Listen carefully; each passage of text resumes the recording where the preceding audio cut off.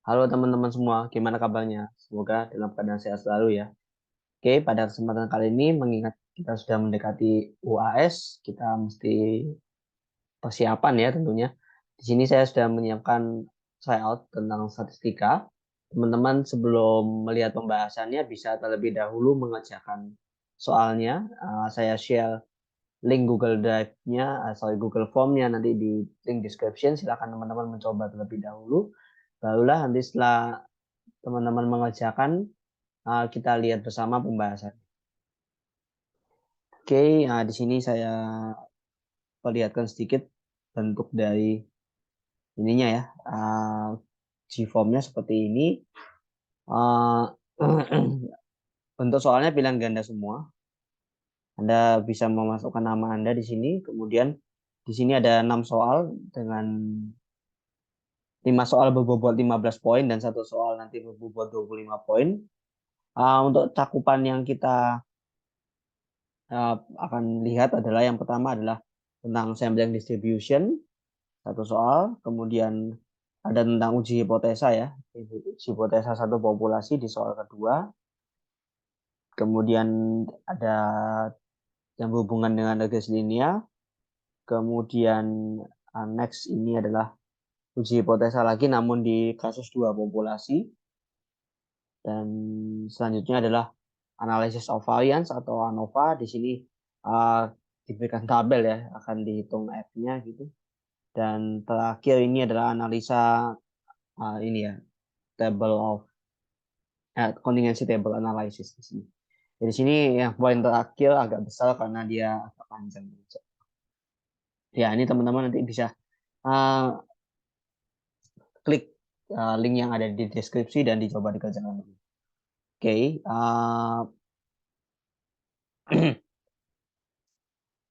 tanpa berlama-lama, mari kita bahas soalnya satu persatu. Di sini saya akan mengkombinasikan OneNote dan juga nanti untuk perhitungannya saya menggunakan Excel ya supaya lebih mudah gitu. Baik, kita mulai dari soal nomor pertama. Ini saya udah screenshot. Di sini kita lihat dulu apa yang diketahui. Ya, di sini ada mean performance ya dari physical fitness test. Di mana mean performance-nya itu adalah 947 dari sini ya. Dari mean performance 947. Jadi di sini kita bisa lambangkan min dengan mu sama dengan sorry. Maaf.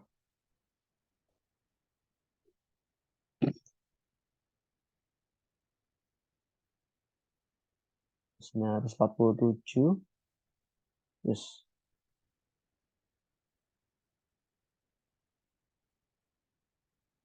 di sini dengan standar deviasi sebesar 205.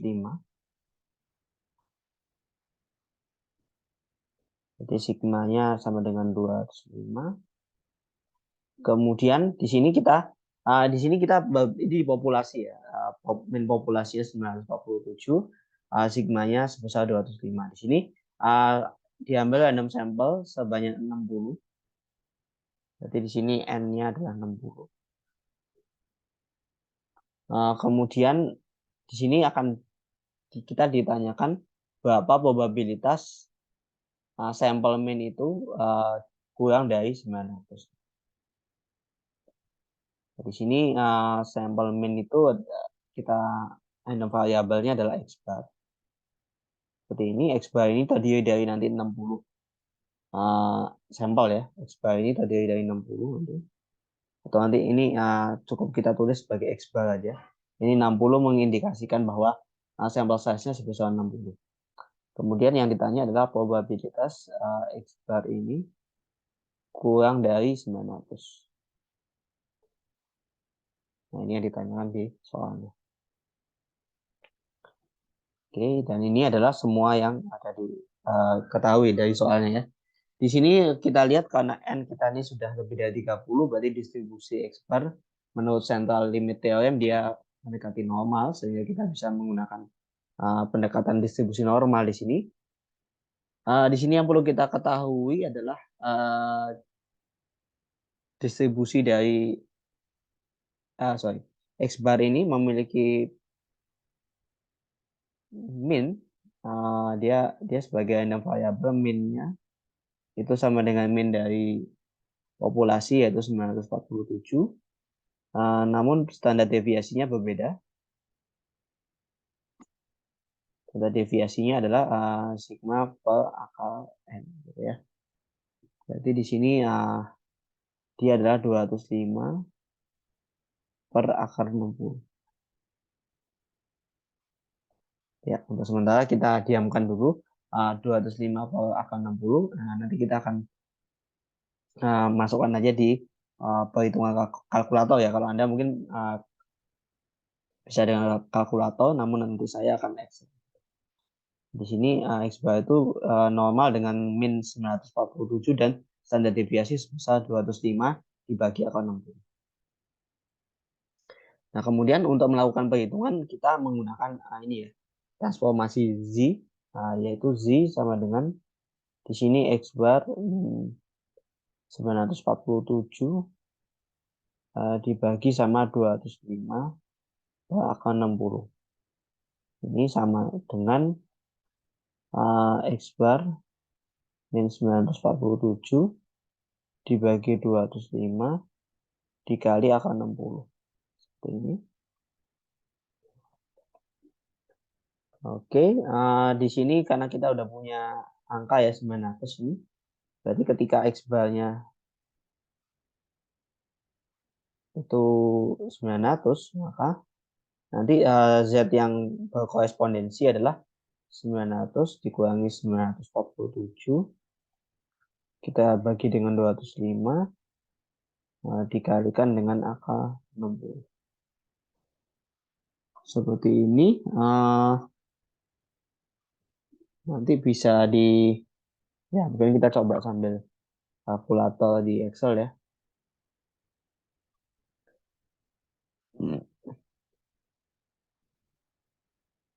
Di Excel di sini saya sudah siapkan space kosong. Kita akan hitung untuk pembilangnya mungkin langsung kita hitung aja ya. Negatif 47 kita kalikan dengan akar 60 ya. Berarti 60 kita bagi dengan 205. Kita lihat hasilnya adalah negatif 1,7759 ya. Nah, di sini karena asumsinya kemarin waktu kuis itu kerja hanya bisa buka tabel Z, berarti kita lakukan rounding ya. Ini dibulatkan ke negatif 1,78 supaya nanti di tabelnya negatif 1,78 supaya nanti di tabelnya kita ketemu angka yang pas gitu. Dia negatif 1,78. Berarti nanti Z-nya ini jadi yang tadi ini probabilitas X bar kurang dari 900 itu sama dengan probabilitas Z kurang dari negatif 1,78.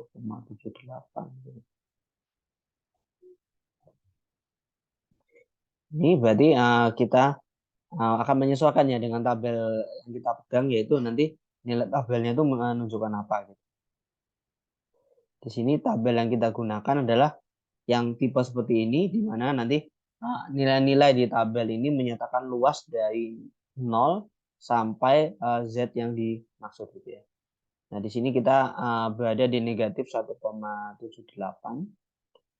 Di sini mungkin saya beri ilustrasi sedikit, berarti dia dia di sini kurang dari negatif 1,78. Berarti nanti daerah yang diarsir yang ini ya, yang kurang dari nilai ini. Nah, di sini karena tabel kita tuh hanya dari 0 sampai nilai Z.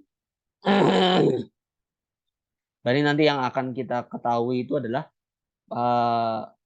luas daerah dari negatif 1,78 sampai 0. Nah, nanti di sini mengingat simetris ya, distribusi normal simetris. Berarti nanti kita cukup menghitung luas daerah yang dari 0 sampai 1,78. Nanti kita lihat nilainya berapa gitu ya. Di sini 1,78 berarti kita pecah jadi 1,7 tambah 0,08. Sorry agak udah paling bawah ini ya. 1,7 kemudian 8. Nah, di sini kita ketemu potongannya di 0,4625. Jadi di sini adalah 0,4625 ya luas daerahnya. Berarti karena ini simetris ini juga 0,4625 luasnya. Nah, sifat selanjutnya dari distribusi normal adalah luas daerah dari 0 terus kemudian ke kiri terus itu kan 0,5. Jadi yang orange ini kalau kita tambahkan dengan yang hijau muda itu nilainya adalah 0,5. Dengan demikian kalau kita ditanya yang oranye itu akan sama dengan 0,5 kita kurangi dengan yang warna luas yang berwarna hijau muda yaitu 0,462. Dan nanti ini nilainya bisa dihitung sebesar 0,0375. Nah, seperti itu. Ya, ini kira-kira seperti ini untuk pembahasannya.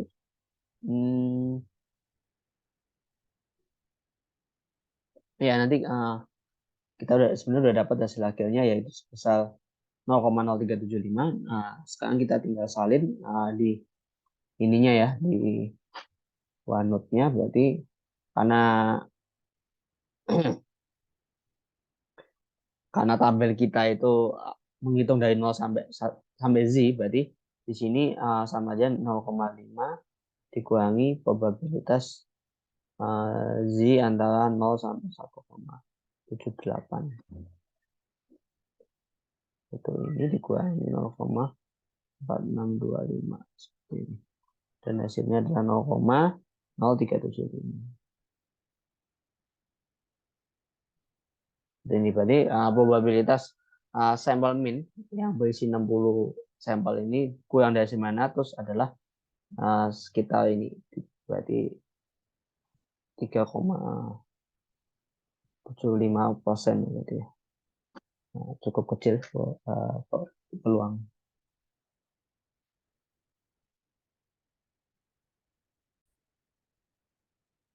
Ya, itu tadi pembahasan nomor 1 untuk materi tentang sampling distribution. Di sini mesti berhati-hati ya untuk standar deviasi dari X-bar-nya itu adalah standar deviasi populasinya dibagi dengan akar dari N. Sehingga harus berhati-hati dan juga kemampuan membaca tabel Z sangat diperlukan di sini. Kalau ujian Anda itu adalah tipe yang hanya bisa membuka tabel gitu. Oke, ini adalah nomor 1. Kita lanjut ke nomor 2. Oke, di sini kita disuguhkan soal tentang uji hipotesa ya. Di sini kita lihat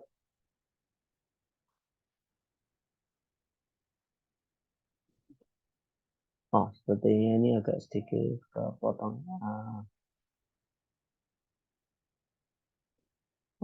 Tapi ya ini yang ditanya ini adalah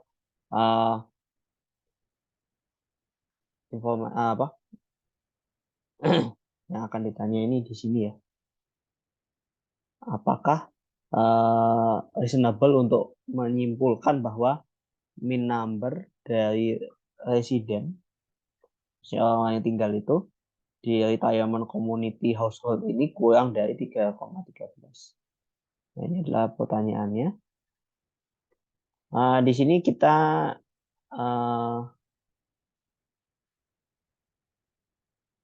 apa namanya? Kita diminta untuk memilih besaran dari tes statistik berikut dengan decision-nya ya. Di sini untuk menguji hipotesanya, dia mengambil sampel 25 household sini.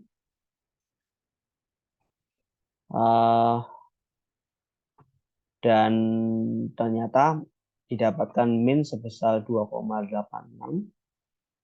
Dengan sampel ini memiliki standar deviasi sebesar 1,2.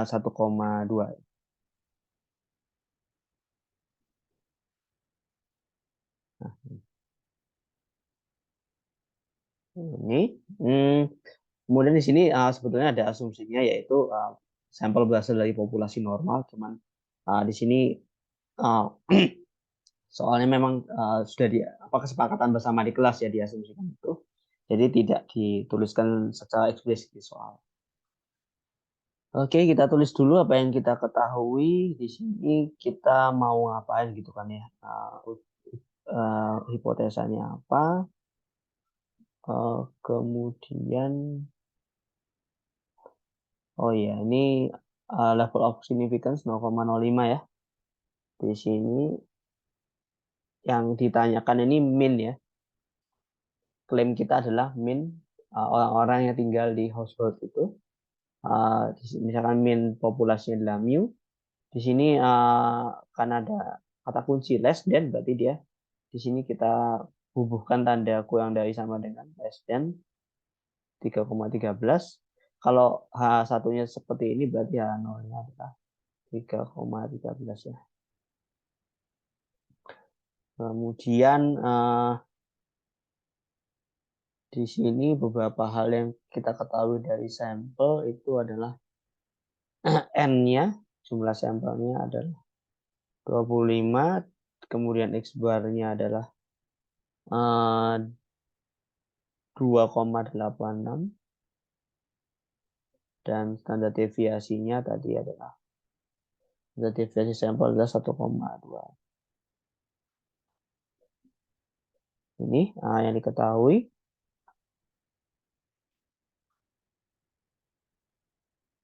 Nah, di sini karena kita hanya tahu standar deviasi sampel, berarti kita menggunakan tes statistiknya T ya di sini.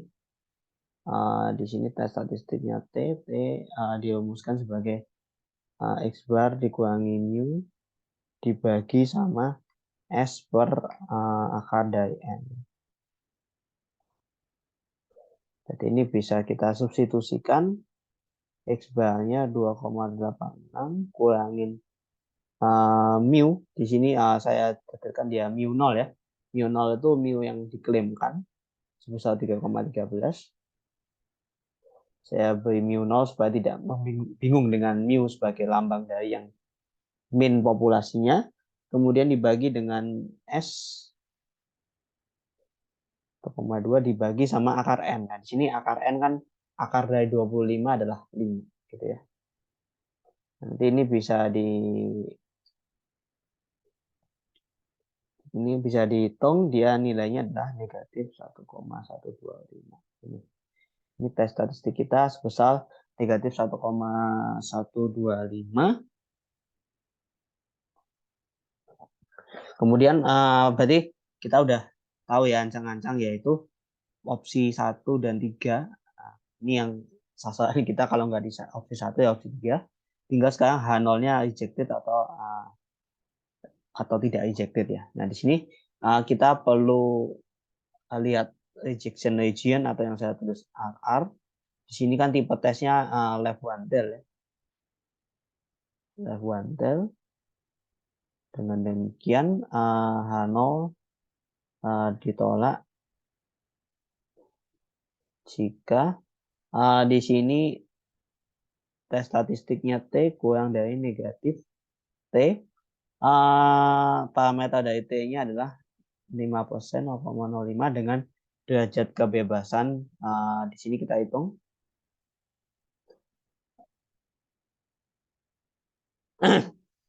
Di sini derajat kebebasannya N-1. Di sini DF-nya adalah N-1 sama dengan 24. Jadi T-nya punya si critical value-nya per degree of freedom 24 dan alfanya pakai 0,05 ya. Oke, di sini kita lihat dulu critical value-nya. Critical value ada di ini ya, di tabel T-nya.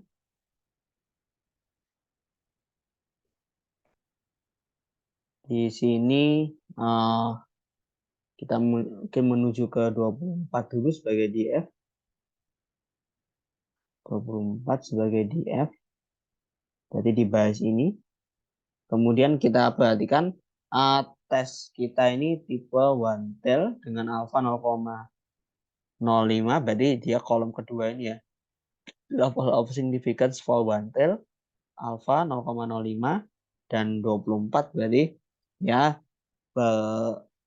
potongan di sini ya 1,711 ini ya.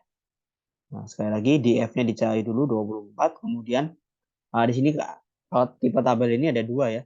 Level of significance-nya one tail atau two tail. Nah, di sini tes kita one tail berarti langsung pakai yang atas ini dipaskan 0,05. Jadi critical value-nya sebesar 1,711 ya. Ya, tepatnya ini diberi minus karena dia left one tail berarti dia negatif 1,711. Nah, gini.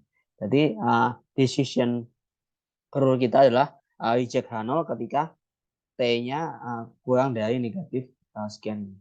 Di sini kalau kita perhatikan T kita itu sekian dibandingkan dengan vertikalnya sekian. Jadi si T-nya ini masih di sebelah kanannya critical value ya. Jadi di sini H0 tidak. Jadi H0 tidak ditolak ya. Karena si negatif 1,711 ini masih kurang dari negatif 1,125. Atau dengan kata lain, tes statistik kita tidak masuk di daerah penolakan.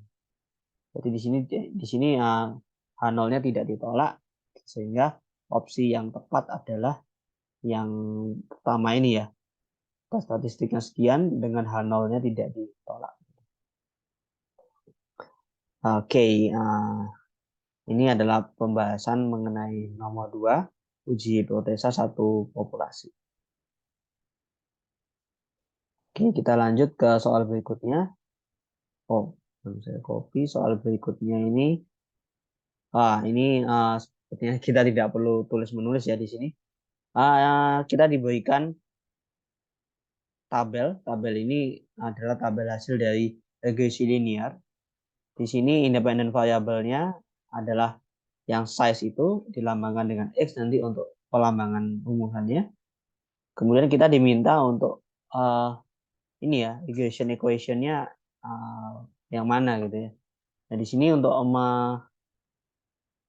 perlu diingat regression equation karena ini hanya ada satu independent variable berarti dia kan Y sama dengan di sini A sebagai konstanta ditambah slope kali X ya. Ini rumusan umum, berarti kita nanti harus melihat siapa A-nya dan siapa B-nya gitu. Nah, di sini untuk melihat informasinya sudah ada di tabel, jadi kita perlu mengidentifikasi nanti di bagian mana tabel yang menunjukkan slope dan juga interceptnya. Nah, di sini kalau teman-teman sudah belajar membaca tabel regresi, berarti untuk mengetahui A dan B-nya kita melihat ini ya, bagian koef ini, yaitu koefisien maksudnya. Nah, di sini kita melihat pasangannya. Yang pertama, konstan atau interceptnya itu adalah negatif 37.186 dan size-nya itu sebagai independent variable 64,993. Nah, di sini berarti nanti teman-teman interceptnya atau koefisiennya itu langsung mengikuti nilai ini, yaitu negatif sekian ditambah 64,993 itu adalah slope. Berarti nilai B-nya yaitu 64,993X. Nah, berarti teman-teman tinggal mencari persamaan garis seperti ini yang ada di opsinya ya. Berarti yang cocok yang pilihan kedua ini, yang sama persis ya. Ya, di sini teman-teman mesti berhati-hati, ada pengecoh di tanda dan juga ada juga yang kebalik ini ya posisinya. Di sini kemampuan mengidentifikasi hasil regresinya menjadi penting. Ya, yang nomor ini saya rasa tidak tidak ada hitung-hitungannya ya, hanya mengidentifikasi tabel. Oke, selanjutnya kita bisa lanjut. Di sini sudah saya kopikan.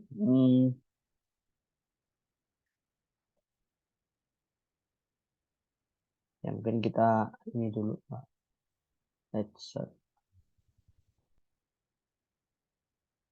Kita baca dulu ya soalnya ya.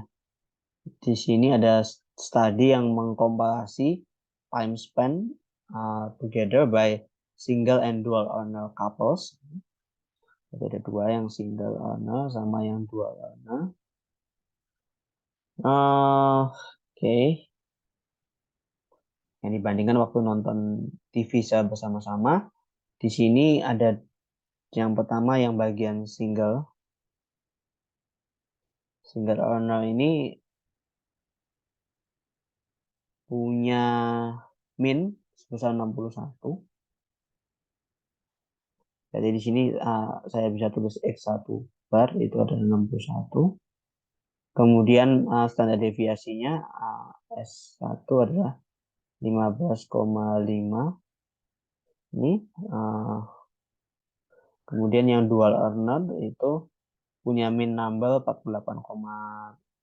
Ini total. Dua barnya adalah 48,4 dengan standar deviasi sebesar 18,1 ya. Ini di sini dia assume equal variances. Berarti assume sigma 1 kuadrat sama dengan sigma 2 kuadrat ini diasumsikan. Kemudian dengan level of significance sebesar 0,01 ditanyakan apakah kita dapat menyimpulkan yang single owner itu average-nya lebih besar dari yang dual owner. Di sini informasi tambahan yang juga penting yaitu N1 sampel size-nya yang pertama itu adalah 15 dan N2 adalah 12 ya.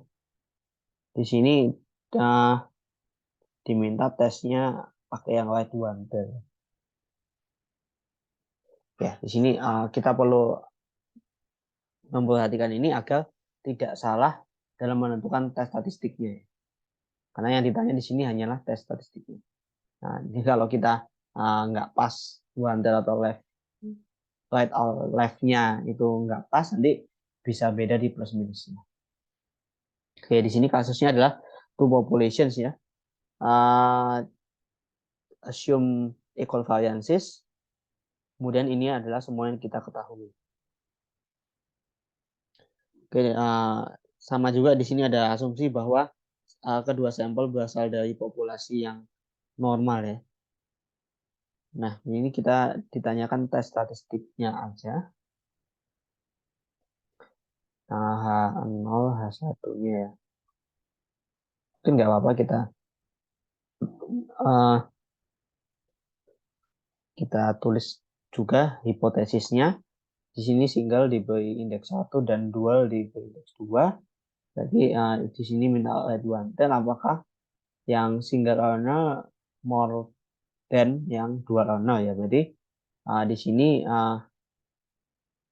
mu 1 lebih besar dari mu 2. Kemudian diversuskan dengan ini ya. Ini kemudian di sini karena equal variances asumsinya bahwa berarti kita menggunakan tes statistik T dengan rumusan X1 bar min X2 bar min dari difference-nya D0 dibagi sama akar kuadrat full variance dikali 10 N1 ditambah 10 N2. Ya, di sini ini kan ekuivalen dengan mu1 min mu2 kurang dari 0. Yang ini ekuivalen dengan mu1 min mu2 lebih dari 0. Nah, di sini nolnya ini adalah D0-nya ya, atau difference yang lagi diklaim. Gitu. Di mana selanjutnya full variance SP kuadrat ini dirumuskan sebagai N1 min 1 S1 kuadrat tambah N2 min 1 S2 kuadrat dibagi sama N1 tambah N2 di min 2 ya. Di min 1. Ini. Oke, berarti kita harus hitung dulu SP kuadratnya, kemudian menghitung T-nya ya. Oke, di sini mungkin biar mudah kita gunakan Excel aja.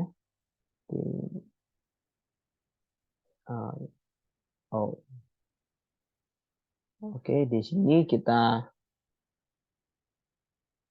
rangkum mungkin ya, di sini single, ini dual, N-nya X bar sama S ya. N-nya 15 dan 12. Kemudian 61 dengan 48,4, 15,5, 18,1 ya. Oke, sudah semua yang kita butuhkan di sini. Selanjutnya kita hitung dulu full variance-nya SP kuadrat. Mungkin biar nggak lupa rumusnya saya tuliskan kembali ya. SP kuadrat adalah N1 min 1 S1 kuadrat tambah N2 min 1 S2 kuadrat dibagi sama N1 tambah N2 min 1. Di sini mungkin S full kuadrat kita pecah menjadi pembilang dan penyebut. Di sini untuk pembilangnya dan penyebutnya ya. Untuk pembilangnya ini adalah N1 min 1, jadi ini langsung aja N1-nya 14 kali S1 kuadrat 15 pangkat 2 tambah N2 min 1 itu adalah 12 min 1, langsung aja 11 kali ini ya 18,1 kuadrat. Itu sebesar sekian. Kemudian penyebutnya adalah N1 tambah N2. 1 tambah ini dikurangi 1. Itu adalah 26. Kemudian SP kuadratnya adalah pembagian dari pembilangnya. Sekian dibagi sama penyebut. Sekian. Yaitu sebesar 267,97 ini ya.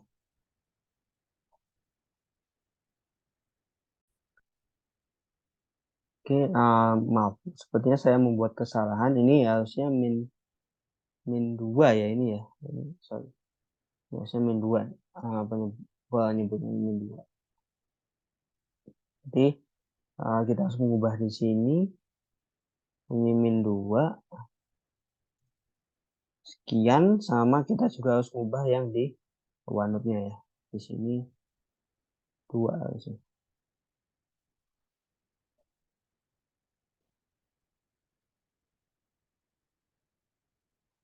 Di sini min 2 harusnya. Ya, maaf tadi salah nyalin. Oke, kita balik ke Excel-nya. S full kuadratnya 278, sekian 688. Kemudian tahap berikutnya adalah menghitung T-nya, yaitu X1 bar min X2 bar dibagi sama akar kuadrat S full kuadrat sektor N1 tambah sektor N2 ya. Oke, di sini kita bagi juga pembilang dan penyebut supaya tidak ruwet rumus di Excel-nya. Untuk pembilang adalah X1 bar min X2 bar, berarti 15 ini kita kurangi sama kok yang ini. Nah, X barnya 61 di min sama 61 min sama 48 ini. Kemudian penyebutnya itu akal kuadrat, mungkin penyebutnya bisa di ini ya, berarti akal kuadrat dari S10 kuadratnya ini dikali sama 1/N1 sekian tambah 1/N2 sekian. Nah, di sini square akar kuadratnya sebesar 6,4 sekian ini, berarti T-nya adalah membagi pembilang dengan penyebut. Sehingga kita dapat hasilnya 1,948 sekian ini ya. Nanti di pilihan jawaban yang paling mendekati adalah 1,949. Berarti Anda bisa pilih yang itu mendekati. Oke, berarti di sini sudah, yaitu ini mungkin saya hanya tuliskan ringkasannya ya. S10 kuadratnya adalah 278,69 dan T-nya di sini adalah 1,949 ya kalau dibulatkan. Ya, sesuai sama fungsi. Oke, itu adalah pembahasan nomor ini ya. Jadi hanya ditanyakan tes statistiknya, berarti kita hanya memilih nilai tes statistiknya.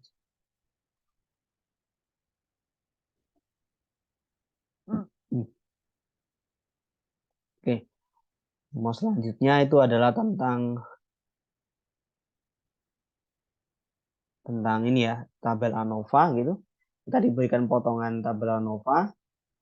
Di sini ada source of variation, sum square-nya, dan juga degree of freedom. Di sini yang between groups, SS-nya sekian dengan DF3, kemudian within groups dengan SS-nya sekian dan DF-nya 12 ya. Di sini pertanyaannya adalah nilai F-nya, F tabelnya berapa gitu. Ya, di sini mungkin kita lanjutkan aja di sebelah kanan sini. Nanti kan yang paling kanan ini adalah target kita adalah statistik ujinya yaitu F. Namun sebelum ke F kita punya MS dulu ya, atau mean square gitu. Di sini sebetulnya karena SS-nya sudah dihitungkan, jadi lebih mudah gitu ya. Di sini kalau kita lihat sesuaikan sama yang di buku di sini, yang pertama ini dia SST-nya, kemudian ini SSE-nya ya, kemudian ini DF-nya 3/12. Nah di sini ada MS, berarti MS-nya itu yang pertama MST dan yang kedua MSE, di mana dirumuskan sebagai SST dibagi DF-nya yang bersesuaian yaitu dalam hal ini 3. Yang ini SSE-nya kita bagi dengan 12. Oke, di sini F-nya digeser dulu. Kita hitung di sini. Berapa nilai ini dibagi dengan 3. Di sini mungkin saya pakai kalkulator HP aja. 23,37321 dibagi sama 3 sebesar 7,79107.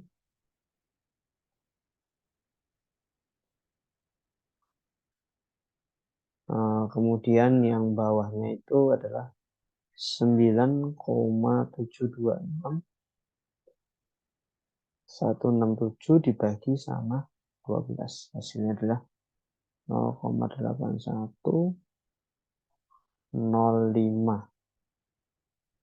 Mungkin saya tulis yang di kalkulator saya ya.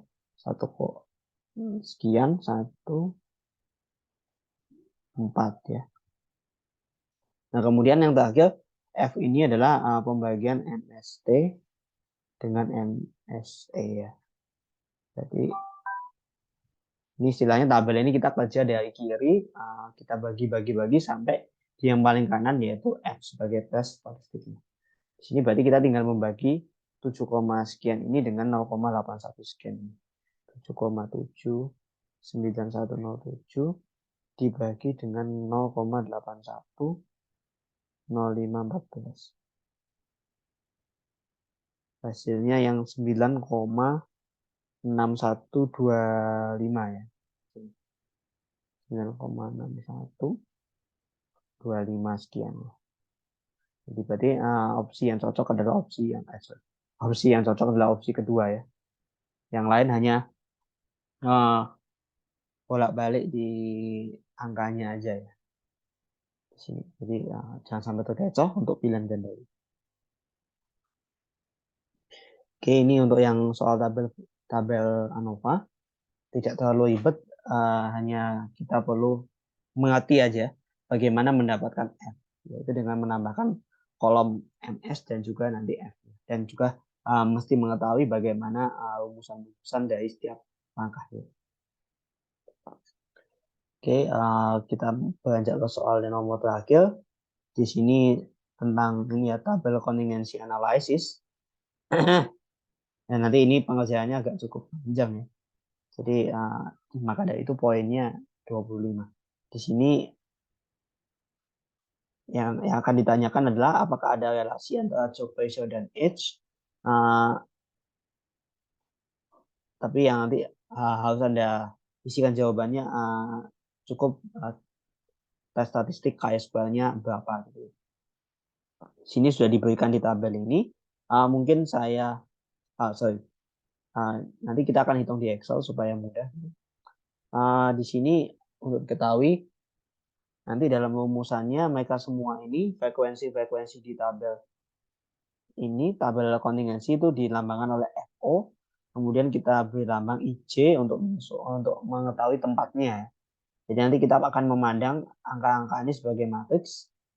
Di sini I-nya I itu adalah barisnya, berarti dari 1 sampai 4. Kemudian J-nya itu kolomnya ada 3. 1, 2, 3. Gitu. Di sini yang O ini sebagai observe. Jadi frekuensi yang di-observe. Nah, di sini kita perlu istilahnya berikutnya itu mencari FE, expected frekuensinya untuk setiap FIJ. Gitu. Nah, di sini untuk menghitung ini, kita definisikan beberapa hal. Yang pertama itu adalah total row dan juga total column. Sekalian saya tulis di sini. Total row itu berarti nanti setiap baris kita lihat, kita cari jumlahnya gitu. Di sini berarti kan total row 1.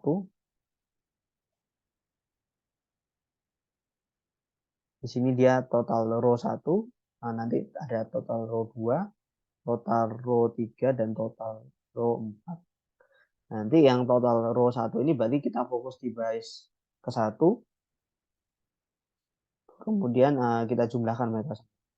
20 ini 20 tambah 22 sama 18 ini 40, berarti dia 60. Berarti nanti TR1-nya 60 dan seterusnya.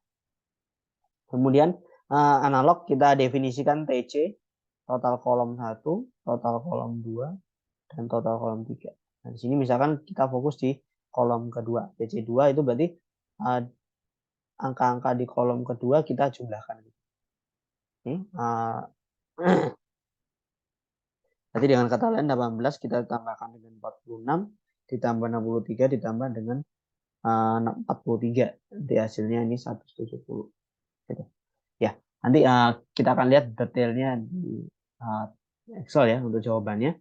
Jadi intinya adalah kita menghitung semua, kita hitung jumlahan frekuensi yang ada di baris dan juga di kolom.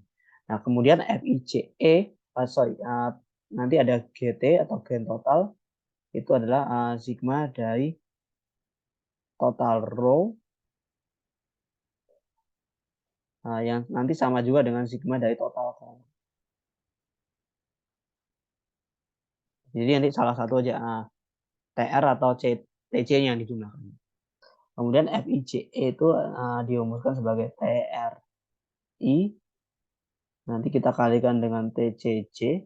Berarti ini menyesuaikan ya, kalau FIJ di sini total row-nya ikut yang I. Jadi kalau misalkan lagi mendeteksi mau cari FE-nya si 20 ini, berarti Anda cari dulu total row-nya ini. Total row-nya nanti 60 ini dikalikan sama total kolom 1 dibagi sama grand total. Jadi nanti gampangannya setiap entry ini Anda lihat koneksi total row dan total kolomnya. Gitu. Nanti yang di sini kalau sudah lihat per entry saya harapkan lebih mudah ya. Di sini 20, lihat TR-nya, lihat TC-nya dibagi gitu. Kemudian untuk tes statistiknya nanti dirumuskan sebagai chi-square-nya adalah jumlahan semua ini dari I1 sampai 4, C1 sampai 3, kemudian F, O, I, J dikurangi ini, dikuadratkan dibagi sama F, F, I, J, E gitu ya. Ya nanti berarti setiap nanti sebelum mencari chi-square ini, setiap IJ Anda cari pasangannya, expected frekuensinya, kemudian nanti observe kurangi expected dikuadratin dibagi sama expectednya, itu per entry Anda hitung dan nanti di sum up gitu. Dari situ nanti ini adalah tes statistik. Oke, untuk bekerja lebih mudah kita gunakan Excel aja. Di sini udah saya pindahkan ke tabel. Di sini yang 60 sampai 120 ini total row-nya ya, pakai rumus sum. Kemudian 162, 170 dan 168 adalah total kolom. Ini pakai rumus sum juga. Kemudian grand totalnya ini 500 gitu. Oke, kita mungkin ditulis ulang lagi. FIJE itu adalah TRI kali TCJ dibagi grand total ya. Terus nanti kita juga perlu nilai FIJO min FIJE selisih kuadratnya dibagi sama FIJE. Nah, kita akan perlukan ini. Oke, kita hitung dulu FIJE-nya per entry ya. Oke. Kita mulai dari yang 20 ini.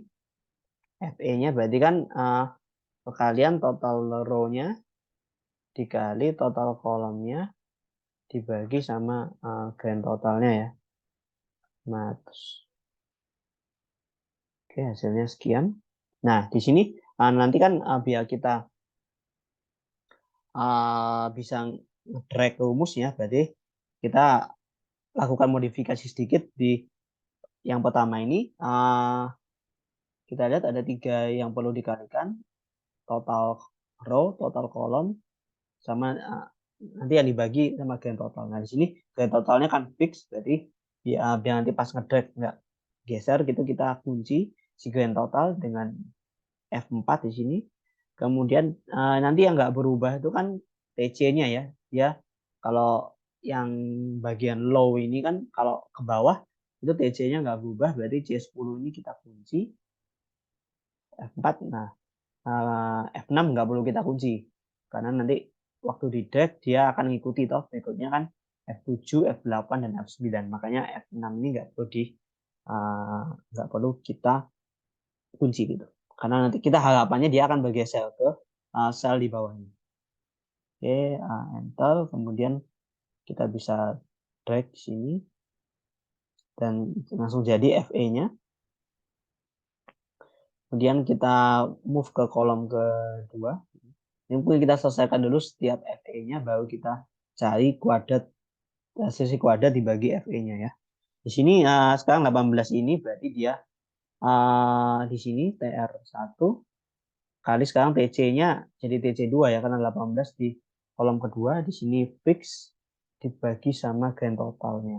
Ini, sorry, salah pencet. 4 sekian.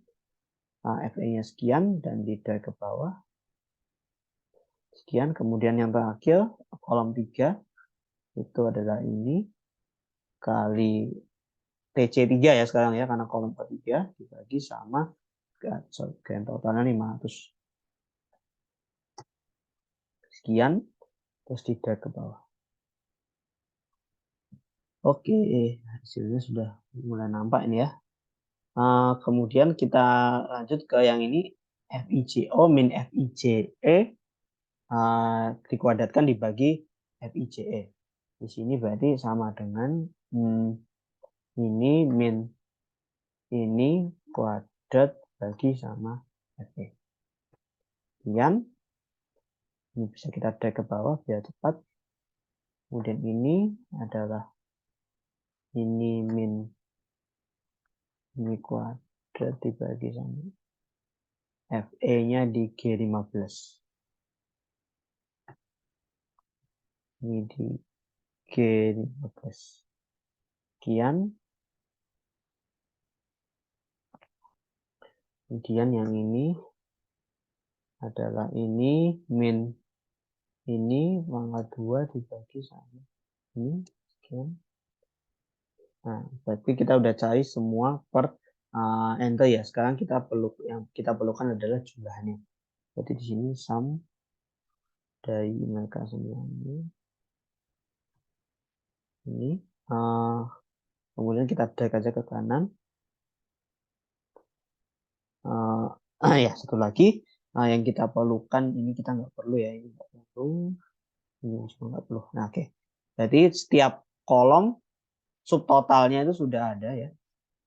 Ini subtotal 1,1, 0,5 sekian dan 0,5 sekian ini. Berarti nanti tes statistiknya itu kita jumlahkan sel ini, dan juga sel ini ya. Dia mengikuti yang rumus chi-square tadi. Oke, dan totalnya adalah 2,91. Nah, berarti tes statistiknya adalah sebesar 2,91. Di sini yang ditanyakan cukup tes statistiknya. Berarti di sini udah kita peroleh chi-square kita adalah 2,191. Ya, dan kita udah selesai di soal ini ya, kita udah jawab. Di sini pertanyaannya hanya tes statistiknya aja. Oke, that's all of our questions. We have done with this. Kita udah selesai bahas semua. Ya, oke. Oke, saya rasa pembahasannya cukup sampai sekian. Terima kasih teman-teman atas perhatiannya. Semoga tryout ini bisa berguna bagi kita semua, untuk khususnya teman-teman yang sedang persiapan UAS statistika 1 yang berkaitan dengan uji hipotesa, ANOVA, linear regression, dan sebagainya. Oke, saya mohon maaf jika ada kekurangan dalam video kali ini. Semoga apa yang kita diskusikan bermanfaat bagi kita semua. Sekali lagi, teman-teman bisa mengakses soalnya via link dan dicoba dikerjakan dulu. Oke, terima kasih. Sampai jumpa di video selanjutnya.